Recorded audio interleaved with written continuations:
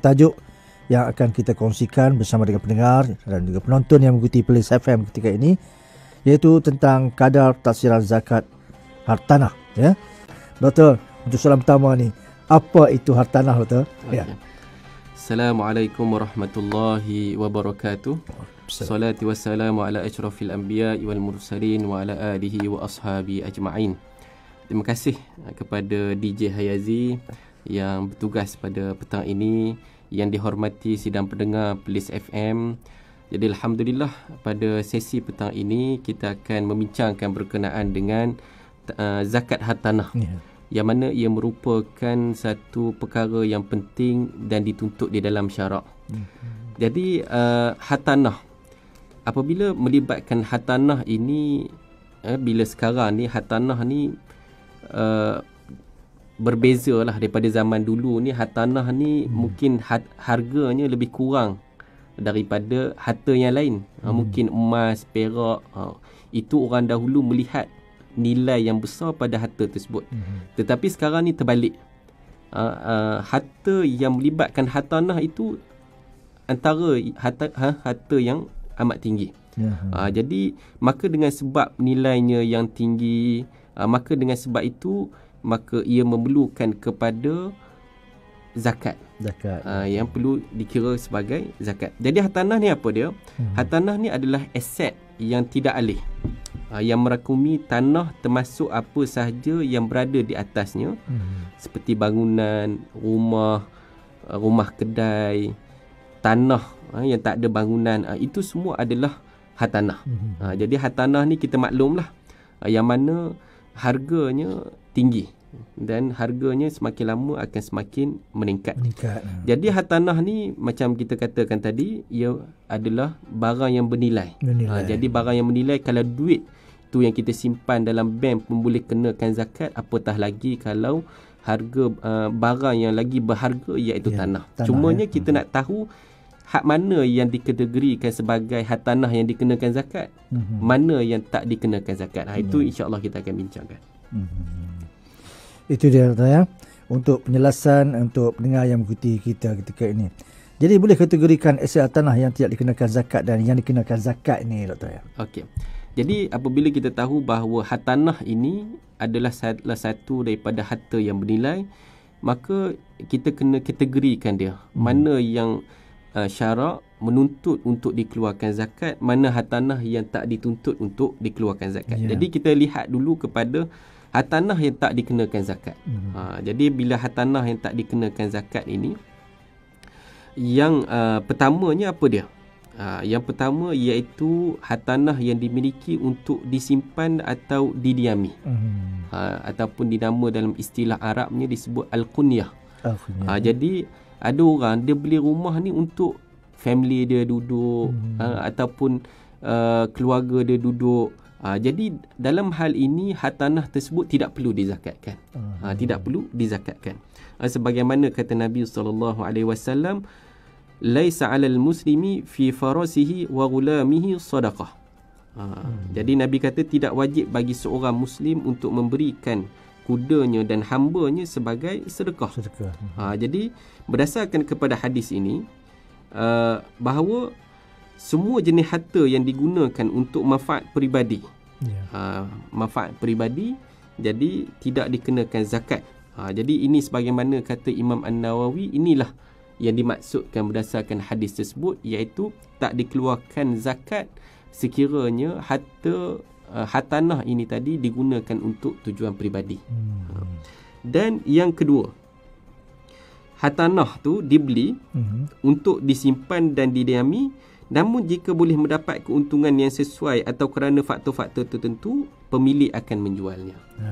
Jadi dia niat beli awal dia kata dia nak simpan, ataupun dia beli untuk dia duduk, tiba-tiba ada satu masa dia berpindah tempat kerja, kan, daripada Johor mungkin tukar kepada Perlis misalnya dia. Jadi dia terpaksa kena jual rumah dia kat sana untuk pindah dekat sini. Jadi itu tak ada masalah. Ataupun tiba-tiba dia ada masalah kewangan. Dia dah ada rumah dia beli rumah untuk anak dia, dia beli rumah untuk dia sewa, tiba-tiba ada satu masa ekonomi merudum ataupun keadaan dia memerlukan duit, jadi dekat situ dia jual rumah tersebut. Jadi tanah itu ataupun hartanah itu tidak perlu dikeluarkan zakat. Baik. Yang seterusnya iaitu yang ketiga. Yang ketiga ini hartanah yang digunakan untuk manfaat awam. Jalan raya, wakaf. Jadi semuanya itu tidak perlu untuk dikeluarkan zakat lah. Jadi itu yang 3 kategori harta yang hartanah yang tidak perlu dipertanggungjawabkan untuk dikeluarkan zakat. Dan selain itu, jika aset hartanah dimiliki untuk mendapatkan hasil, seperti sewaan dan pertanian. Ada orang ni dia beli hartanah ni, dia nak buat hasil dekat situ. Contohnya dia beli rumah, dia nak sewa. Bukan dia beli rumah tu dia nak jual. Tetapi yang ni kita kena bezakan sikit saja beza dia. Dia beli tu untuk disewakan. Bila disewakan, kat situ tanah tu tak perlu dizakatkan. Ataupun hartanah tu tidak perlu dizakatkan. Dan ataupun dia beli hartanah untuk tujuan untuk buat sawah padi. Jadi dekat situ tak perlu. Kerana apa? Kerana tanah-tanah tu tadi adalah tertakluk kepada zakat al-mustaghallat dan zakat pertanian. Jadi hasil daripada sewaan rumah tersebut, maka itu yang dikeluarkan zakat melalui hasil sewaan. Demikian juga hasil daripada pertanian, maka itu tertakluk kepada zakat pertanian. Zakat pertanian. Jadi itu melibatkan hartanah yang tidak dikenakan zakat. Jadi tanah yang dikenakan zakat pula macam mana, Ustaz? Okey. Kalau tadi kita membicarakan berkenaan dengan hartanah yang tidak dikenakan zakat, ini hartanah yang dikenakan zakat. Jadi hartanah yang dikenakan zakat ni apa dia? Iaitu aset hartanah dikenakan zakat sekiranya ia dimiliki untuk tujuan perniagaan. Tujuan perniagaan. Jadi apa sahaja, ada orang ni terutamanya pemaju yang besar. Pemaju perumahan, pemaju pembangunan, pemaju hartanah ini, mereka ini membeli tanah ataupun membeli bangunan untuk tujuan apa? Untuk meniaga. Meniaga aset tu. Dia bukan guna untuk sewa ataupun dia nak simpan untuk anak ke apa, tak ada.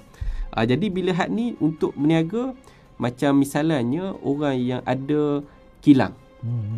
Jadi bila kilang, perniagaan dia itu perlu dikeluarkan zakat berdasarkan nilai yang barang yang ada dalam kilang dia tu.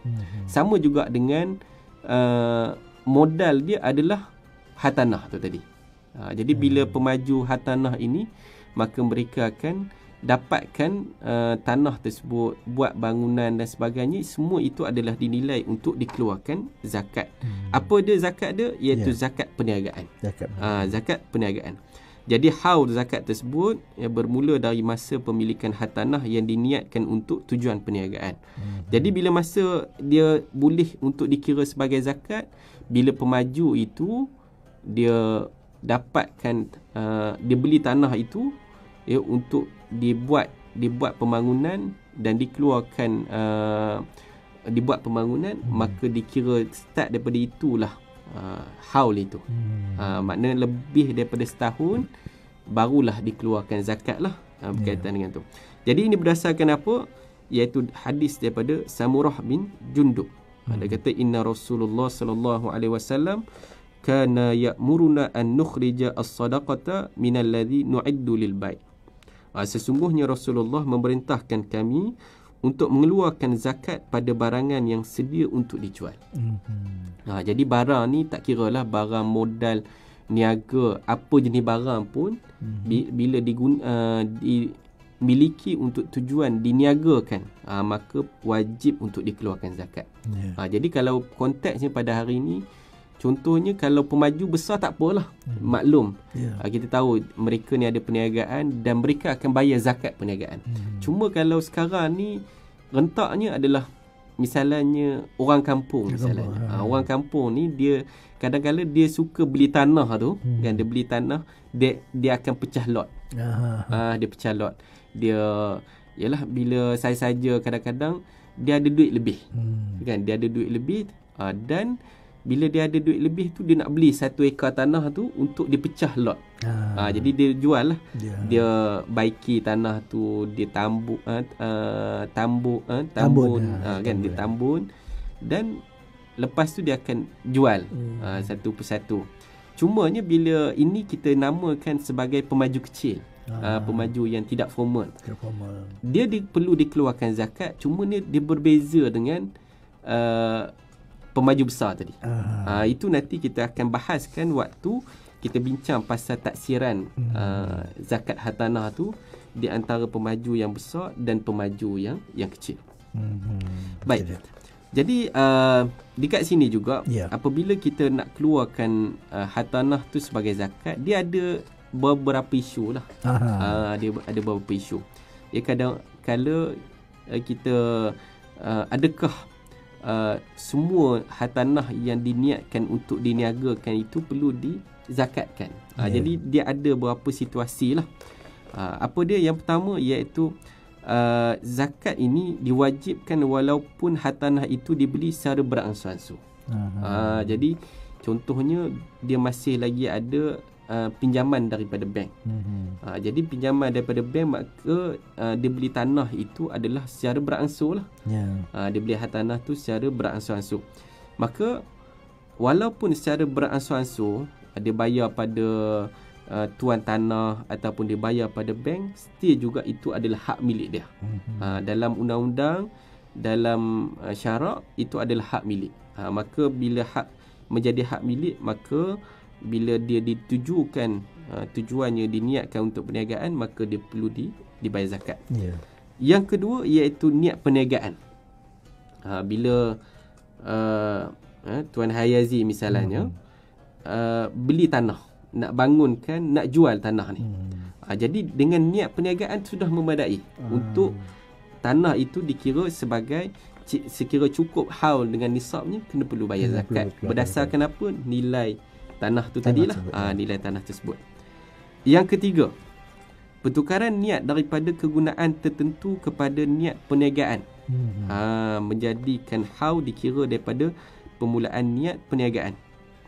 Jadi mungkin boleh jadi masa awal ni dia nak simpan ataupun dia nak guna untuk peribadi.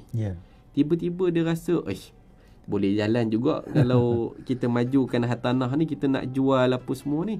Jadi waktu tu dia dah mulalah, dia ubah, dia buat rumah dekat situ apa semua. Jadi dekat situ dia dikira niat itu pada hari tersebut dikira sebagai niat, dan kat situlah haul itu start dikira.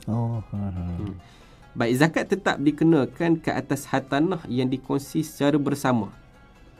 Cumanya walaupun contoh saya dengan Cik Hayazi kongsi beli tanah untuk dibangunkan secara bersama-sama, wajib juga untuk dikeluarkan zakat berdasarkan nilai itu, yang mana mungkin share lah 50-50 untuk dikeluarkan zakat tersebut. Baik, yang kelima, pewaris hartanah pusaka hendaklah bayar zakat jika hartanah itu mahu diniagakan dengan syarat cukup nisab. Jadi pewaris yang berdapat hartanah pusaka ni, bila dia dapat hartanah tersebut, maknanya bila Cik Hayazi dapat pusaka daripada pusaka, dapat tanah berapa 50 ekar misalnya. Tiba-tiba tanah tu Cik Hayazi kata nak bangunkan lah, untuk buat rumah ke apa semua, dan untuk tujuan untuk diniagakan. Maka dekat situ ada cukup syarat untuk dikeluarkan zakat apabila cukup nisab. Baik, yang keenam, pembatalan niat atau ragu-ragu tentang niat mahu diniagakan hartanah menyebabkan zakat harta modal tidak diwajibkan. Jadi dia mula-mula dia nak tak pasti lagi. Dia nak bangunkan tanah ni ke ataupun tak. Kan? Jadi bila dia tak pasti, maka dekat situ tak wajiblah untuk dizakatkan. Baik, yang ketujuh, hartanah yang diniatkan untuk perniagaan dan ada orang menyewa di atasnya tidak menggugurkan kewajipan zakat. Jadi Cik Hayazi kata dia nak bangunkan ni. Jadi sementara tak ada pembeli ni, baiklah disewakan dulu. Jadi sewa tu tak menggugurkan kewajipan zakat terhadap tanah tersebut. Dan yang ke-8, tanah yang dirampas atau disita tidak dikenakan zakat. Dan yang terakhir sekali, sekiranya membeli hartanah komersial dan tidak mengambil alihnya sehingga 1 tahun, maka perlu bayar zakat kerana harta itu dipindahkan kepada pembeli. Sebaik saja kontrak telah dimeteraikan. Jadi macam hartanah ni tadi, bila kita ambil alih dia, kita tak ambil lah, maknanya kita biarkan saja dulu. Tetapi kontrak dah meterai, kan? Kontrak dah meterai, cuma kita tak ambil ataupun kita tak pergi pun tengok dekat tanah tersebut, kita biar saja. Tapi niat kita memang tanah tu untuk dikomersialkan ataupun untuk dijualkan. Jadi kat situ wajib juga untuk dibayar zakat. Bayar zakat. Jadi itu berkaitan dengan isu-isu yang apabila terdapat situasi di mana keadaan-keadaan lah yang apabila tanah tersebut diwajibkan zakat. Baik doktor, kita rehat seketika doktor ya. Ya, baik.